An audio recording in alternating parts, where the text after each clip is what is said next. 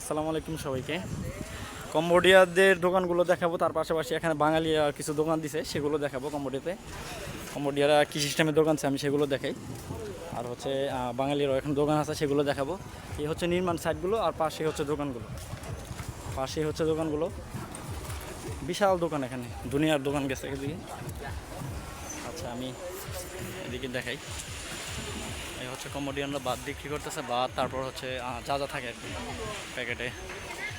এই হচ্ছে ডাব। মানে আপনার নির্মাণ সাইটগুলোর পাশেই থাকে সবসময়, বাজারঘাট খুব কাছেই থাকে। আমরা যে এলাকাটাতে আছি একবারে কাছেই, খুব কাছেই থাকে। আর এই হচ্ছে বাঙালির দোকান, মানে উনি কোনো লাইসেন্সের বা এগুলোর কোনো কিছু প্রয়োজন নেই, খুব ইয়া করে ইয়া দিচ্ছে আর কি, ছোটো করে একটা। আবার এটা নতুন, বেশি দিন হয় নাই, কোনো ভাড়া বা কোনো কিছু প্রয়োজন হয় না। এ হচ্ছে সেই কারিগর জয়নাল ভাই। হ্যাঁ, কী খবর ভাই? আচ্ছা, কয়দিন হয়েছে আপনার দোকান দিচ্ছেন? 1 মাস।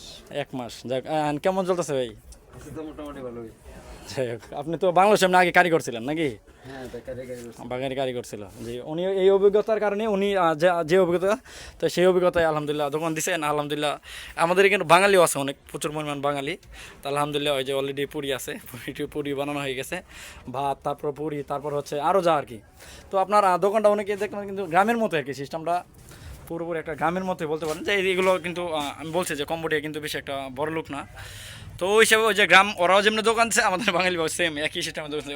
উনি আর থাকে আর কি এই জায়গায়, থাকার জায়গায় এটা বানাইছে। আর হচ্ছে সবাই আর বাঙালিরা বসে আছে, আমরা পুরি অর্ডার দিছি অলরেডি।